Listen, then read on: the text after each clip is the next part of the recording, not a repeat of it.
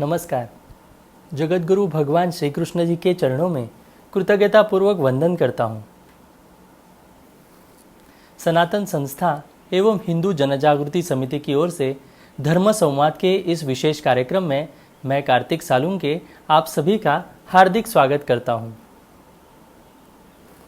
बंधुओं, पिछले कुछ दिनों से हमने धर्म विज्ञान की एक नई मालिका शुरू की है।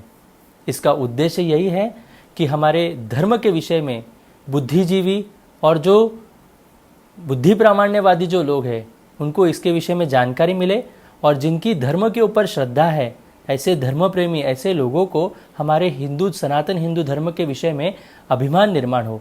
इस उद्देश्य को लेकर ये नई मालिका प्रारंभ हुई है। इस मालिका के अंतर्गत हमारी शिक्षा व्यवस्था कितनी प्रगत थी ये हमने जानकर लिया। धातु विज्ञान हमारे इसमें कितना प्रगत था ये हमने समझ कर लिया। हमारे जो ऋषि मुनि जो वैज्ञानिक थे उन्होंने किस प्रकार से शोध कार्य किया ये हमने जान कर लिया है।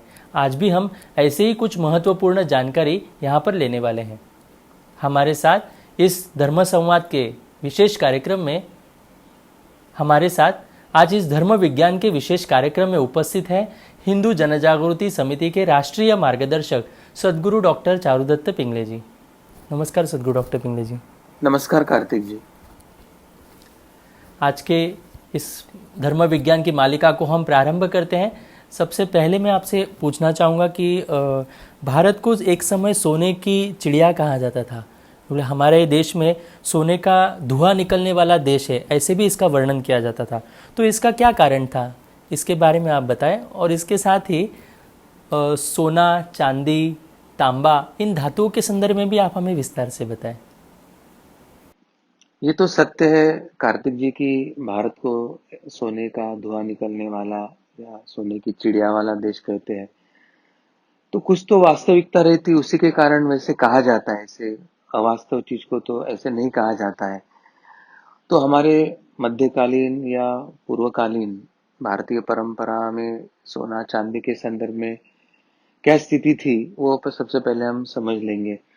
सबसे पहले मैं तो एक पाश्चात्य विद्वान का ही संदर्भ देना चाहूंगा कि ए डेल्मर नाम के जो एक ये थे पाश्चात्य लेखक, उन्होंने जो अपनी पुस्तक लिखी थी हिस्ट्री ऑफ प्रेशियस मेटल्स 1902, इन्होंने उसमें स्पष्ट उल्लेख कहा गया है कि भारत में जो सिंधु नदी है, सिंधु नदी के स्थल में दो द्वीप हैं जिसको आज हम आइलैंड कहते हैं। ऐसे सिंधु नदी में दो द्वीप हैं और इन द्वीपों में स्वर्ण तथा रजत कण वहां की सारी मिट्टी में प्राप्त होते हैं।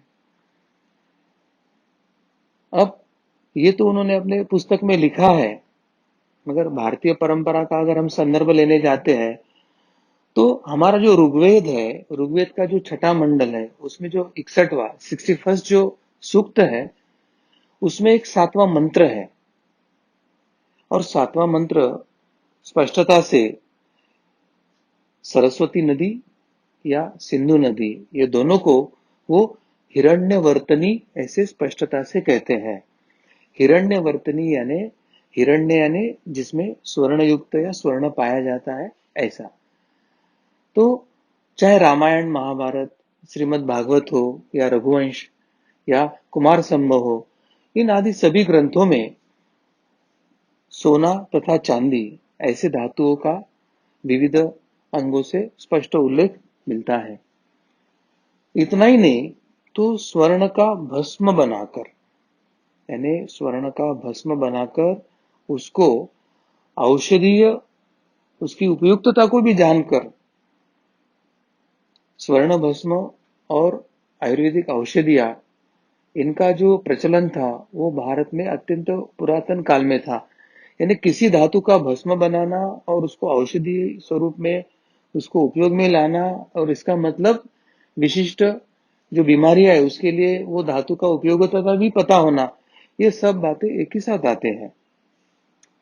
और इसी तरह से सोना हो, तांबा हो या शीशा हो, इन सभी के उपयोग के संदर्भ में हमारे जो धर्म ग्रंथ हैं, चाहे अथर्ववेद हो, रस तरंगिणी हो या रसायन सार हो या शुक्र नीति हो या अश्वालयन हो या गृहसूत्र हो या मनुस्मृति हो, धातु और उसके उपयोग के बारे में बारंबार उसके ऊपर जानकारी हमें प्रत्यक्ष में मिलती है। अब रसरत्न समुच्चय नाम के जो ग्रंथ है, उसमें अनेक धातुओं को धातु से भस्म में बदलने की विधि लिखी है और धातुओं का जो रोग निदान में या रोग उपचार में जो उसके उपयोग है, उसके संदर्भ में इन ग्रंथों में विस्तार से लिखा हुआ है। इससे हमें यही ज्ञान होता है कि धातु विज्ञान भारत में प्राचीन काल से विकसित अवस्था में था और धातु का भौतिक ही उपयोग नहीं, भवन निर्माण या अन्य विकास में नहीं, तो उसके औषधीय गुणधर्म के बारे में पता था और उसको औषधीय सेवन की पद्धति को भी विकसित किया था। तो धातुओं का मानव कल्याण के लिए उपयोग करना और उसके संदर्भ में जो विविध विधियां थी, वो पुरातन काल में भारत में विकसित हुई थी। और बहुत से लोगों को अभी ये पता ही नहीं है कि विश्व के अत्यंत प्राचीन और आज भी उपयोग में की जाने वाली सोने की जो खदान है, वो आज भारत में ही है और सोने की इस खदान का नाम है हट्टी। कर्नाटक के उत्तर पूर्व भाग में यह खदान स्थित है और यह स्वर्ण खदान जो है वो रायचूर जिले में आती है। 1955 में ऑस्ट्रेलिया के एक डॉक्टर राफ्टर, उनके द्वारा इस खदान में मिले लकड़ियों के 2 टुकड़ों की उन्होंने कार्बन डेटिंग किया और कार्बन डेटिंग से उनको यह पता चला था कि यह जो खदान है सोने की, वह लगभग 2000 वर्ष पूर्व की है। हालांकि संभावना यही बनती है कि यह खदान इससे भी पुरानी हो सकती है और वर्तमान में आज भी इस खदान से हट्टी गोल्ड माइंस लिमिटेड नामक जो कंपनी है, वो सोना का खनन करती है और कर रही है। यानी निरंतर 2000 वर्ष से यह खदान जो है ये कार्यान्वित है और 2000 वर्ष से सोने का खनन निरंतर चल रहा है। इतना बड़ा ये जो इतिहास है वो हमारे सामने अभी जीवित है और फिर भी ये जो पाश्चात्य लोग है या ये जो सेक्युलर या ये भारत को नीचे दिखाने का प्रयास करने वाले लोग हैं, वो कहते हैं कि पुरातन भारत में कोई विज्ञान नहीं था, केवल कर्मकांड या कुछ पौराणिक कथाओं का ही वो समुच्चय है। तो ये सत्य इतिहास को अनदेखी करना, उसको दबाना, झूठा इतिहास सिखाना, इसका परिणाम है। यह हमें समझने की आवश्यकता है। और लगभग 2000 वर्ष पूर्व यह जो खदान है, कितनी फीट गहराई की खुदाई हुई होगी, इसकी आप कुछ कल्पना कर पाओगे? 2300 फीट गहराई तक यह खदान खोदी गई थी। यानी उस समय, जिस समय पूरा यूरोप या अन्य विश्व वस्त्र बनाना नहीं जानता था, घर बनाकर एक जगह रहने की परंपरा नहीं जानता था, उस समय खुदाई करके धातु के स्वरूप में सोने को प्राप्त करना, एलॉय के स्वरूप में, और उससे सोना गलाकर सोने की धातु की निर्मित करना भारत में अत्यंत प्रगत अवस्था में था, यह हमें पता चलता है। अब सोचिए कि उस समय में यह उत्खनन कैसे किया होगा, 2300 फीट जमीन के अंदर तक कैसे खुदाई किया होगी और उसके अंदर जाने वाले जो लोग थे, जो वहां पर कार्य करेंगे, तो उनके लिए क्या क्या सुविधा उस समय उपलब्ध होगी। कई विशेषज्ञों का तो यह मानना है कि यह जो खनन का कार्य उस समय किया गया, यह फायर सेटिंग की जो पद्धति है उस पद्धति से किया गया। अब फायर सेटिंग पद्धति क्या है? तो फायर सेटिंग पद्धति का मतलब है धरती के अंदर जो चट्टाने हैं, उन चट्टानों को पहले लकड़ियों में आग लगाकर उसे गर्म किया जाता है और जैसे ही वो अति तप्त हो जाते हैं तो उस पर अचानक ठंडा पानी डालकर उन पत्थरों को ठंडा किया जाता है।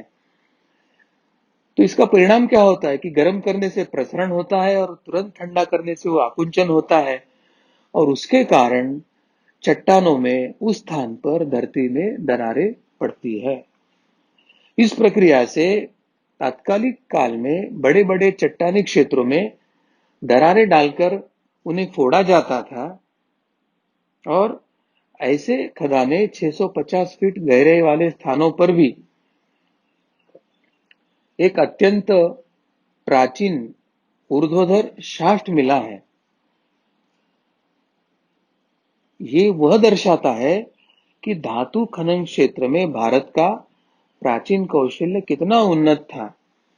तो सोने के संदर्भ में अगर हम देखते हैं तो 2000 वर्ष की परंपरा की खान की खुदाई का अनुभव, तात्कालिक समय में 2300 फीट तक के जमीन के अंदर जाने की हमारी कला और उसमें जो कौशल्य लगता है वो तकनीक, और फायर सेटिंग पद्धति से जो खनन की जो हमारी विशेष पद्धति थी, तो इतनी निसर्ग को अनुकूल, प्रदूषण ना करने वाली और वातावरण में संतुलन करने वाली थी कि मुझे लगता है आज का भी जो खनन या माइनिंग उद्योग चल रहा है, जो पूरे वातावरण और हमारे इकोलॉजी को ध्वस्त कर रहा है, उसके तुलना में हमारा जो पुरातन भारतीय विज्ञान है और हमारे पुरातन भारतीय वैज्ञानिकों का जो अनुसंधान है, वो आज भी मनुष्य, प्राणी और इस पृथ्वी के अस्तित्व के लिए अत्यंत आवश्यक है, ऐसे मुझे लगता है।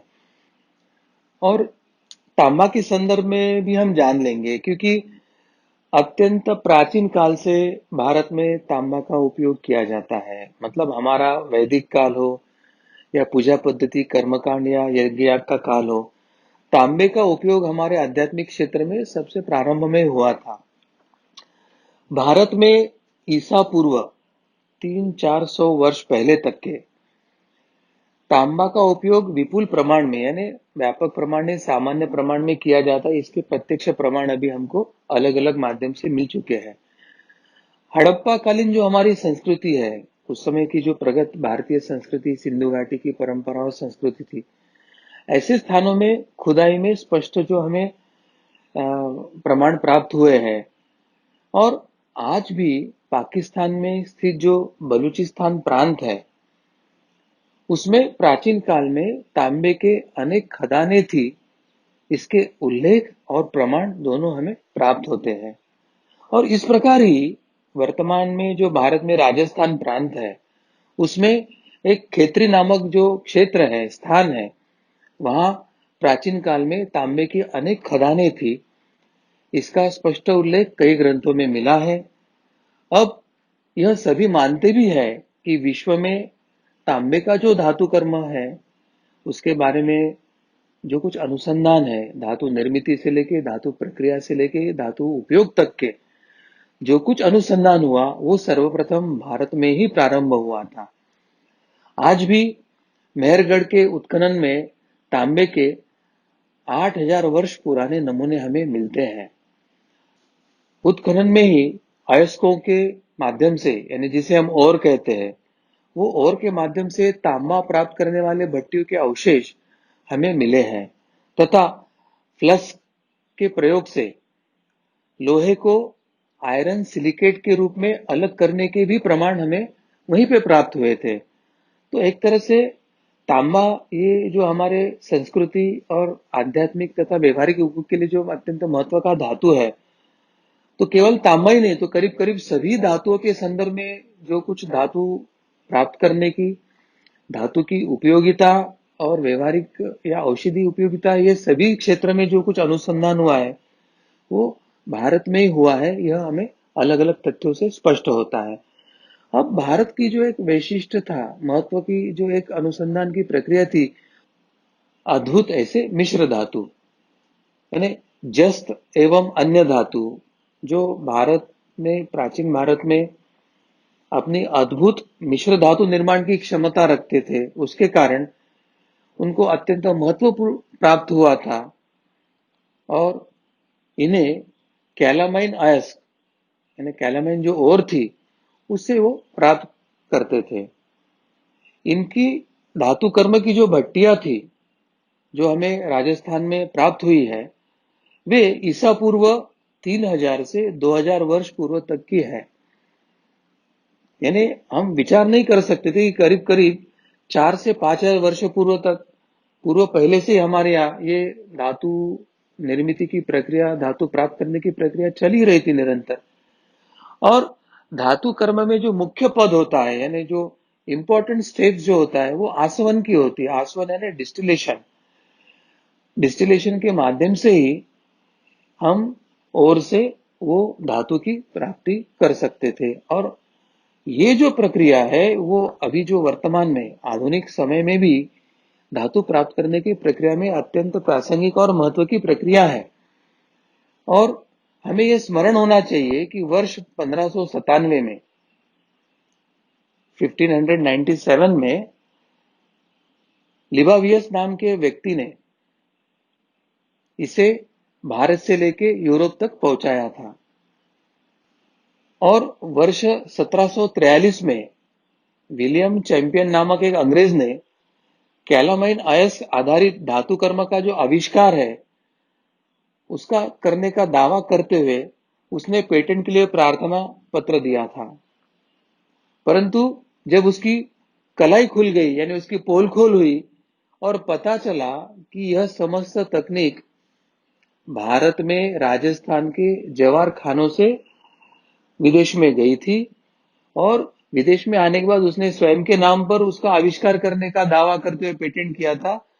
तो उसके इस मतलब जैसे इंटेलेक्चुअल थेफ्ट कहते हैं हम, इस चोरी के लिए उसकी वहां पर कड़ी निंदा भी हुई थी।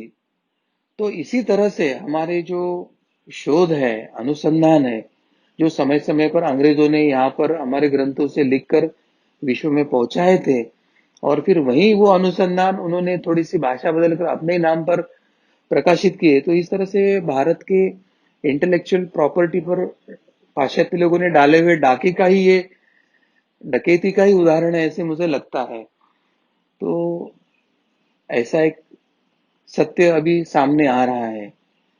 अब हमारे जो रसायन वैज्ञानिक थे नागार्जुन, उन्होंने जो रस रत्नाकर अपना ग्रंथ लिखा था उसमें रजत के धातु कर्म का वर्णन जो लिखा था वो अत्यंत विस्मयकारी है।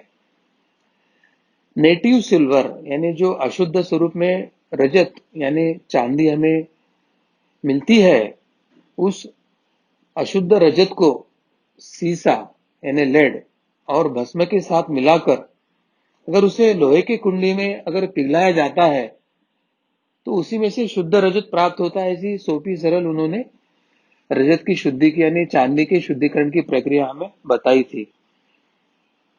गैलेना अयस्क जो रजत और शीशे का एक प्रकार का एलॉय है, यानी ये जो गैलेना अयस्क यानी ये जो ओर है वो एक प्रकार का रजत और शीशा प्राप्त का एक एलॉय है। तो इसे तो बिना बाहर से शीशा मिलाए ही गलाए जाने का विधान है। यानी ये हमको और ऐसे स्वरूप में मिलती है कि बाहर से शीशा डालने की आवश्यकता नहीं, उसको सीधा अगर गला देते हैं तो सीधे हमें शुद्ध चांदी ही प्राप्त हो जाती है। तो यह जो विधि है आज की क्यूफ्लेशन जो विधि से आश्चर्यजनक साम्य रखती है। क्यूफ्लेशन ये जो प्रोसीजर पाश्चात्य लोगों ने बताई है, ये विधि और हमारे नागार्जुन ने चांदी को शुद्ध करने की जो प्रक्रिया बताई है वो अत्यंत साम्य दर्शाने वाली है। पुरातात्विक स्थलों से प्राप्त धातु या इत्यादियों के अगर नमूनों को वर्तमान में कई रासायनिक विश्लेषण किया जाता है तो भारत में उनकी जो उच्च गुणवत्ता है उसका परिचय हमें बारंबार मिल रहा है। और अनेक पदार्थों का अगर हम कार्बन डेटिंग करते हैं और कार्बन डेटिंग से उसकी आयु अगर हम ढूंढने का प्रयास करते हैं तो इन पदार्थों की प्राचीनता भी स्थापित होती है। तो उससे यह स्पष्ट हो जाता है कि भारत की तकनीक और भारत के पदार्थों की जो आयु है वो इतनी पुरानी है कि परंपरागत काल से भारत में वैज्ञानिक अनुसंधान, मेटलर्जी यानी धातु निर्मित विज्ञान या धातु शास्त्र ये अत्यंत प्रगत अवस्था में हमें बार बार उसके तथ्य और प्रमाण मिल रहे हैं।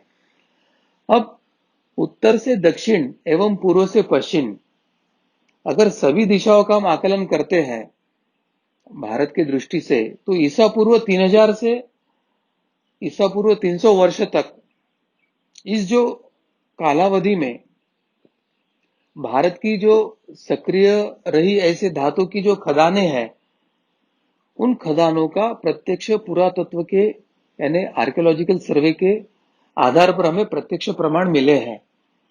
और प्रमुखता उत्तर प्रदेश हो, कर्नाटक हो, राजस्थान हो, या चाहे आप बंगाल, बिहार या पंजाब या गुजरात आदि अन्य किसी भी राज्य का आप अध्ययन करो तो इससे यही हमें प्रमाण मिलते हैं और इससे हमें पता चलता है।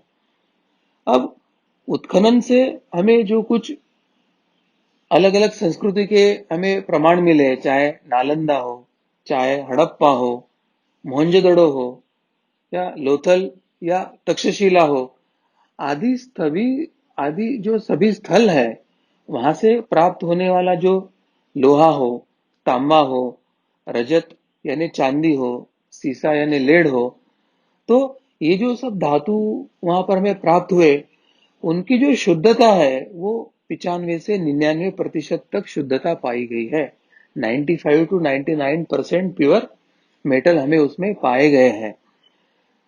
तो इन्हीं स्थलों से अगर हम पीतल और कांसा और मिश्र धातु, इनकी भी हमें प्रचुर मात्रा में प्राप्ति हुई है। और इनकी शुद्धता का इस बात का परिचय है कि भारत में उच्च कोटि के धातु कर्म की प्राचीन परंपरा भारत में रही है। और अत्यंत शुद्ध अवस्था में धातु प्राप्त करने की जो उनकी कला है, वो आज भी आधुनिक विज्ञान के लिए एक प्रश्न चिन्ह है, उनके लिए एक चमत्कार है। ये भी हमें समझने की आवश्यकता है। पुरातात्विक स्थलों से धातु कर्म से जो प्रयुक्त होने वाली जिन भट्टियों का भी हमें कुछ तथ्य और प्रमाण मिला है, वे भी सभी हमारे जो संस्कृत पुस्तकों में जो विवरण मिला है, उसके विवरण से ही मेल करते हैं। और इससे यह स्पष्ट हो जाता है कि हमारे धर्म ग्रंथों में और हमारे धर्म के आधार पर जो संशोधनात्मक अनुसंधानात्मक जो अन्य ग्रंथों का लेखन हमारे ऋषि मुनियों ने किया था, उसमें उन्होंने जो विधि लिख के रखा था, वो विधि अत्यंत प्रैक्टिकल थी। उसका उन्होंने तकनीकी में रूपांतरण करके धातु निर्मिति, धातु की मनुष्य को व्यवहारिक उपयोगिता और स्वास्थ्य के संदर्भ में उपयोगिता, और फिर उसके लिए औषधि बनाना या धातु के विविध औजार, बर्तन या स्तंभ बनाना, ये सभी के क्षेत्र में भारतीय जो वैज्ञानिक परंपरा थी, वो अत्यंत प्रगल्भ और उच्च अवस्था में थी। जी। सदगुरु डॉक्टर पिंगले जी, आपने अभी हमें सोना, चांदी, तांबा ऐसे धातुओं के संदर्भ में हमें बताया, तो इसको उपयोग में लाने के लिए इसकी एक शुद्धिकरण की प्रक्रिया भी की जाती होगी, तो उसके बारे में आप हमें सभी को जानकारी दें। हाँ कार्तिक जी, मूलतः मैंने अभी थोड़ा सा शुद्धिकरण की प्रक्रिया में अन्य कुछ प्रश्नों में थोड़ा सा ऊपरी ऊपरी बताया था, मगर धातु शुद्धि के उपकरणों से लेके उसकी तकनीकी से लेके धातु शुद्ध करने की प्रक्रिया, ये अत्यंत हमारे भारतीय परंपरा में प्रगल्भ, मनुष्य, समाज और ये पृथ्वी के वातावरण को उपयोगी और मतलब सिम्बायोटिक एक प्रोसेस था। तो धातु शुद्धि के उपकरणों में जो सबसे पहले प्रायोगिक रसायन में जो काम आने वाले थे, वो सभी उपकरण जो थे, वो प्राचीन भारतीय रसायन शास्त्र में उसके बारे में विस्तार से उन्होंने चर्चा करके रखे हुए थे। उस समय के जो रसायनविद थे, उन्होंने 32 प्रकार के उपकरणों का प्रयोग अपनी प्रयोगशाला में किया था और करते थे। और इन उपकरणों की सहायता से वे आसवन, संघनन, ऊर्ध्वपातन, द्रावण आदि सभी प्रकार की क्रिया वे संपादित कर सकते थे। अब आसवन हमने जो देखा है, वो आसवन का मतलब है कि डिस्टिलेशन की प्रक्रिया है। घनन का मतलब है कि फिर उसको घनीकरण करना। द्रवण यानी उसको लिक्विफाई करना। ऊर्ध्व पतन यानी भाप को ऊपर के बर्तन में पकड़कर फिर उसको ठंडा करके नीचे वो शुद्ध धातु को जमा करना। ऐसे विविध जो प्रक्रिया थे, वो इन तकनीकी से की जाती थी। और इनमें से बहुतों का जो व्यवहार था, आज भी औषधि विरेचन के लिए वैद्य प्रत्यक्ष में कर रहे हैं। प्रयोगशालाओं के जो लेआउट है, उसका भी वर्णन हमारे ग्रंथों में और ये सब रत्न रसरत्न समुच्चय इत्यादि जो ग्रंथ है, उसमें स्पष्टता से मिलते हैं। और वाग्भट जी द्वारा जो लिखित रसरत्न समुच्चय नामक ग्रंथ है, उसमें धातु कर्म हेतु लगने वाले भिन्न भिन्न आकार प्रकार की जो भट्टियां है, उसका भी वर्णन उन्होंने उसमें स्पष्टता से किया है। महागजपुट, गजपुट, वराहपुट, कुक्कुटपुट और कपोतपुट जैसे ये भट्टियों के नाम और इसके नाम के साथ उसकी निर्मिति और अन्य विधियों का भी वर्णन इसमें स्पष्टता से लिखी है।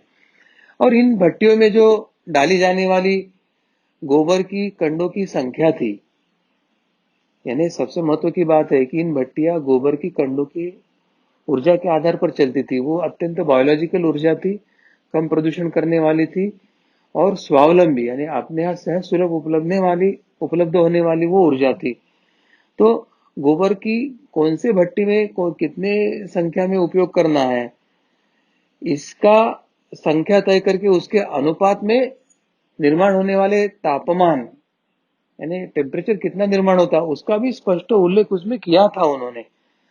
उदाहरण के तौर पर अगर हम अध्ययन करते हैं तो महागजपुट यह जो भट्टी का प्रकार था, उसमें उन्होंने गोबर के 2000 कंडे का विधि बताया था। 2000 कंडे का रचना करके वो भट्टी कार्यान्वित की जाती है। तो जब 2000 कंडे जलाए जाते थे तो कितना तापमान निर्माण होगा, और फिर जो दूसरा कम तापमान की अगर भट्टी निर्माण करना है तो कपोतपुट नाम की जो भट्टी का प्रकार है, उसके लिए केवल 8 ही कंडे की आवश्यकता होती है। यानी आप कितने मात्रा में धातु निर्माण करना चाहते हैं, उस मात्रा की आवश्यकता और उसको लगने वाले तापमान के लिए कितने कंडे उपयोग करना है, उसकी मात्रा उन्होंने पूर्णता से लिख के उसमें रखी थी। आज भी आधुनिक फर्नेस वाले जमाने में गोबर पर आधारित जो भट्टियां है, वो अत्यंत पुरानी तकनीक एवं आउटडेटेड कल्पना हमें लग सकती है कि कहाँ जमाना गया है और आप कहाँ गोबर के कंडे की बात कर रहे हो, ऐसे विचार आपके मन में आ सकता है। परंतु ऐसे ही सामान्य भट्टियों के माध्यम से अत्यंत कम लागत में घर घर में जो उस समय इस्पात और लोहा बनता था, तो उस कालखंड में ऐसे ही छोटी छोटी भट्टियों के माध्यम से लोह स्तंभ ऐसे निर्माण हुए जो अत्यंत अद्भुत वस्तुएं तैयार हुई है, जो आज वर्तमान के वैज्ञानिकों के लिए एक चमत्कार बन के रही है। 1000-1200 वर्ष वो खड़े होने के बाद ना तो उसमें गंज लगा है, ना तो वो इस्पात या लोहा खराब हुआ है। तो वैसे जो धातु उस प्रक्रिया से निर्माण हुए, वो आज तक वर्तमान आधुनिक तकनीकी के साथ आधुनिक फर्नेस में आधुनिक विज्ञान निर्मित नहीं कर पाए हैं। यह सत्य हमको समझ के लेने की आवश्यकता है। और इसलिए प्राचीन काल की इन भट्टियों द्वारा उत्पन्न होने वाली जो उष्णता और उसको मापने का जो प्रयास आधुनिक काल में भी हुआ है और हो रहा है, तो इन ग्रंथों में लिखे अनुसार ही अगर वैसे भट्टियां तैयार करके वैसे उत्पन्न होने वाली गर्मी को अगर नापा गया या नापा जाता है, तो आज भी वो वैसे ही निकला है जैसे उन ग्रंथों में लिखा है। तो ये तथ्य हमें साबित करता है कि उस समय जो कुछ लेखन किया था वो अत्यंत वैज्ञानिक और प्रत्यक्ष प्रमाण के आधार पर ही उन्होंने लिखा था। 9000 सेल्सियस तापमान से अधिक प्रकार की उष्णता के लिए वाग्भट ने मुख्यतः 4 प्रकार की भट्टियों का वर्णन किया था। देखिए, यानी उस जमाने में भी 9000 सेल्सियस से अधिक उष्णता निर्माण करने वाले भट्टियों के बारे में कितना विस्तृत संशोधन हुआ था। और वाग्भट जैसे हमारे जो औषधियां निर्माण करने वाले, एक आयुर्वेदिक और आरोग्य से संबंधित निर्माण करने वाले जो हमारे ऋषि मुनि थे, उन्होंने उन भट्टियों का वर्णन वहां लिख के रखा है। अंगार कोष्ठी यह एक प्रकार की भट्टी थी। पाताल कोष्ठी यह दूसरे प्रकार की भट्टी थी। गौर कोष्ठी, मूष कोष्ठी, यानी इन भट्टियों में पाताल कोष्ठी का वर्णन करते हुए कहते हैं कि धातु शास्त्र में उपयोग किए जाने वाले अभी वर्तमान के जो आधुनिक पिट फर्नेस जो है, उस फर्नेस के समान ही यह पाताल कोष्ठी भट्टी का वर्णन वाग्भट ने दिया था। तो भारत के जो धातु शास्त्र का विश्व के औद्योगिकरण में एक अत्यंत महत्वपूर्ण योगदान है।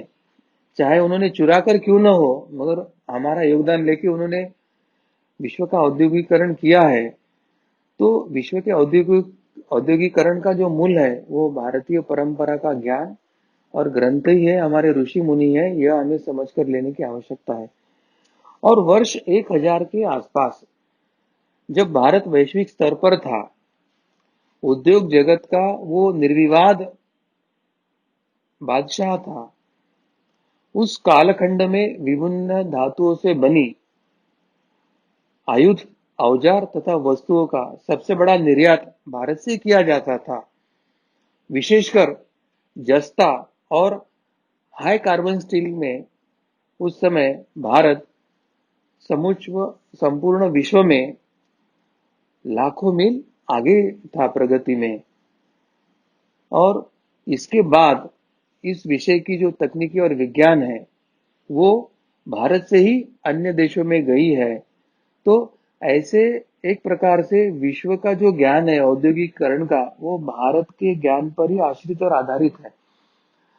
अभी जो आधुनिक अनेक तकनीकी या फर्नेस या जो कुछ हमें आधुनिक विज्ञान का भी मिल रहा है, उसका संदर्भ हमें कहीं ना कहीं हमारे पुरातन ग्रंथों में मिल रहा है।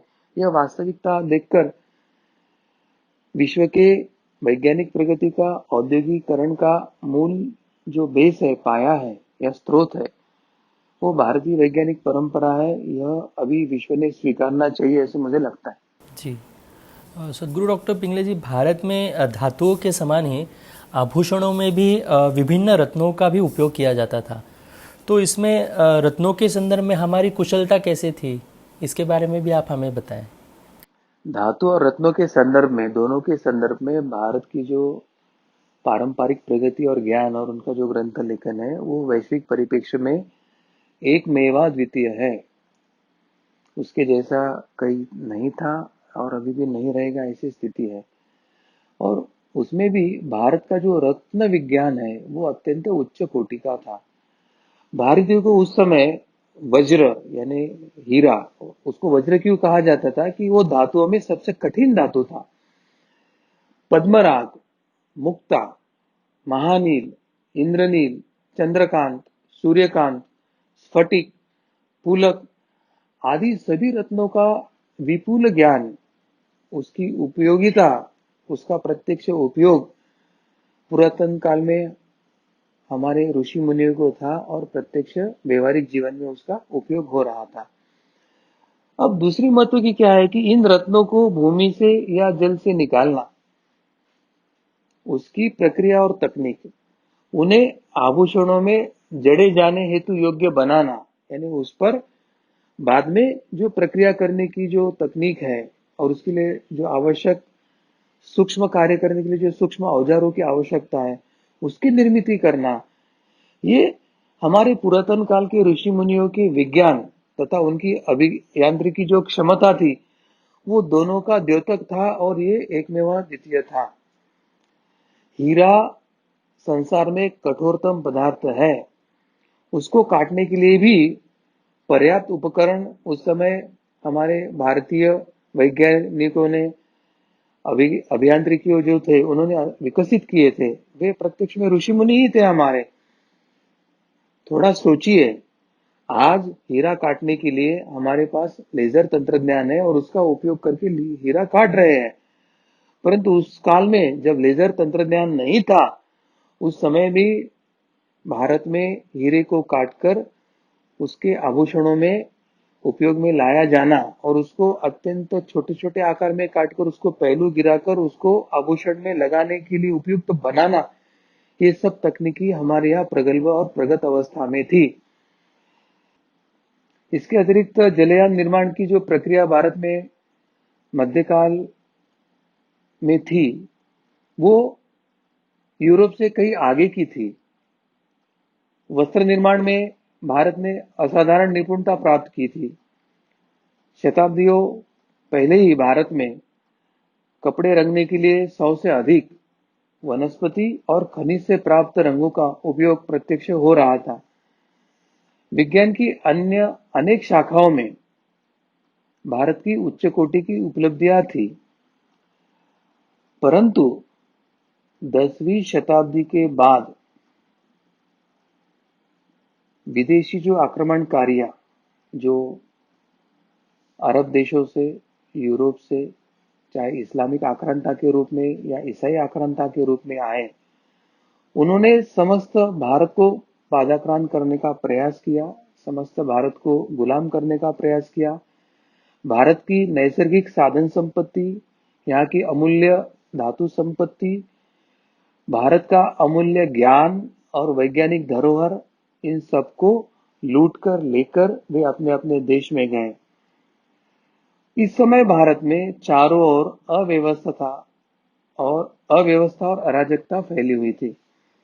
ऐसी स्थिति में जहां भारतीय स्वयं को बचाने के लिए भागदौड़ कर रहे थे, स्वयं को बचाने के लिए स्थानांतरण कर रहे थे, स्वयं का धर्म बचाने के लिए, स्वयं की संपत्ति बचाने के लिए, स्वयं की स्त्री और परिवार को बचाने के लिए भागदौड़ में लगे थे, ऐसे समय में भारत में और अधिक प्रगत तरह का वैज्ञानिक अनुसंधान हो, ऐसे अपेक्षा करना गलत है, क्योंकि ऐसी स्थिति में ऐसा अनुसंधान या शोध कार्य होना संभव नहीं था।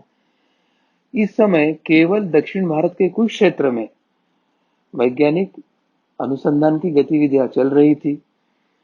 अंग्रेजों के आगमन के उपरांत लंबे समय तक छिटपुट लड़ाइयां हर क्षेत्र में चल रही थी। अंग्रेजों का लगभग पूरे भारत के ऊपर आधिपत्य के जो प्रत्यक्ष अप्रत्यक्ष प्रयास हुए, उसके बाद लगभग महत्वपूर्ण उपलब्धियां वैज्ञानिक क्षेत्र में यहाँ की बंद होकर यूरोप में निर्माण होने की प्रक्रिया शुरू हुई। मगर ये एक अच्छी बात है कि अंग्रेज जाने के बाद भारत के जो आधुनिक विज्ञान से संबंधित हमारे ऋषि मुनि या शास्त्रज्ञ हैं,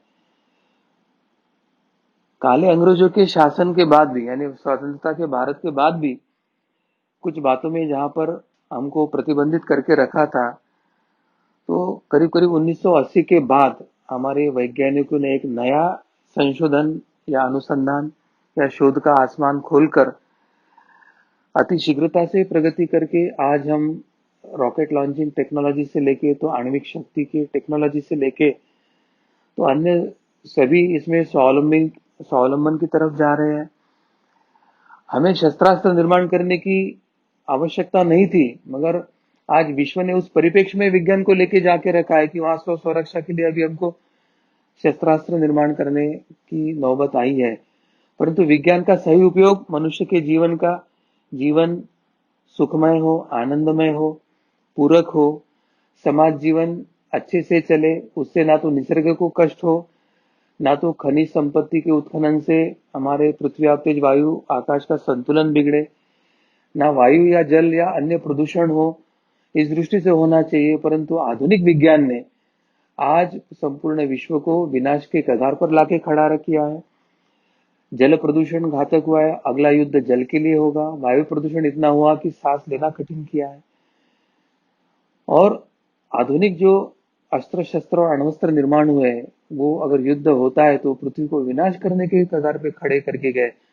तो आधुनिक विज्ञान ने 100-200 वर्ष में इस पृथ्वी के विनाश के कगार पर मानव जाति को खड़ा किया है। इस पार्श्वभूमि पर हजारों लाखों वर्ष से भारतीय वैज्ञानिकों का जो अनुसंधान था, शोध था, वो मनुष्य जीवन सुखमय, आनंदमय, सहजीवन के लिए, पृथ्वी आप तेज वायु आकाश इनको संतुलित रख के बिना प्रदूषित रखने के लिए और मानवीय जीवन को विनाश की तरफ ना लेके जाने वाला था। तो आज भी पारंपरिक भारतीय वैज्ञानिक तकनीकी और प्रौद्योगिकी मनुष्य और विश्व के अस्तित्व के लिए कितनी आवश्यक है, वही हमें पता चलता है। और इसलिए आज हमें वापस उस जड़ के तरफ, हमारे पुराने समय की तरफ जाने की आवश्यकता है। इसमें मुझे लगता है ओल्ड इज ऑलवेज गोल्ड, इस तरह से वापस हमें सनातन संस्कृति, सनातन परंपरा, सनातन वैज्ञानिक ज्ञान, सनातन प्रौद्योगिकी, सनातन अनुसंधान, सनातन धातु शास्त्र, सनातन आरोग्य शास्त्र, इसके तरफ मुड़ने की आवश्यकता है। और इस आवश्यकता की तरफ जाने के लिए हमें सबको एकत्रित अभी हमारे इस ज्ञान का प्रसार करने की आवश्यकता है। तो मैं आप सभी से यही आह्वान करूंगा कि हमारे इस पारंपरिक ज्ञान के शास्त्र को आप समझ लीजिए, आप समझकर उसका आप प्रसार कीजिए। आप प्रसार का कोई माध्यम उपलब्ध करा के दे सकते हैं तो हम आपके साथ के जुड़कर इसको प्रसार कर सकते हैं। और भारत को विश्व गुरु बनाने के पहले भारत की ज्ञान परंपरा को विश्व में स्थापित करने के लिए हमें प्रयास करना चाहिए। ज्ञान शक्ति ये सर्वश्रेष्ठ शक्ति है और पूरे विश्व को वो भारत को अगर शरण लाना है तो इस ज्ञान शक्ति का आधार लेकर ही हमें विश्व में जाने की आवश्यकता है, ऐसे मुझे लगता है कार्तिक जी। सदगुरु डॉक्टर पिंगले जी ने अभी जो मार्गदर्शन हमें यहाँ पर किया, इससे तो हमें ये पता होगा कि भारत की जो गौरवशाली विज्ञान परंपरा है जो हमारे ऋषि मुनियों द्वारा चलती आ रही है वो अभी कहीं पर तो वो खो गई है, लेकिन उन्होंने अभी हमें ये एहसास करवा कर दिया, इसके बारे में जानकारी दी है। तो मुझे लगता है निश्चित ही हमारे सभी के मन में एक अलग से स्वाभिमान निर्माण हुआ होगा कि कितनी ये गौरवशाली और अच्छी परंपरा हमारी थी। तो मेरा सभी से निवेदन है, ये जो विशेष धर्म विज्ञान का जो मालिका हमारी चल रही है ये अनेक लोगों तक आप पहुंचाकर उन्हें भी हमारे सनातन धर्म का महत्व पता चले, ये जो हमारा पुरातन विज्ञान था कितना प्रगत था इसके बारे में उन्हें पता चले। इसलिए अधिक से अधिक मात्रा में आप इसको शेयर कर सकते हैं। आप YouTube पर ये जो हमारा चैनल है इसको सब्सक्राइब करें, अन्य लोगों को इसके बारे में जानकारी दें और इसका लाभ लेने हेतु आप प्रोत्साहित करें। इसी के साथ आज के इस धर्म विज्ञान की मालिका को हम यहीं पर विराम देते हैं। भगवान श्री कृष्ण जी की असीम कृपा से आज का यह धर्म विज्ञान का यह मालिका यहीं पर संपन्न हुई, ऐसे मैं घोषित करता हूँ। नमस्कार।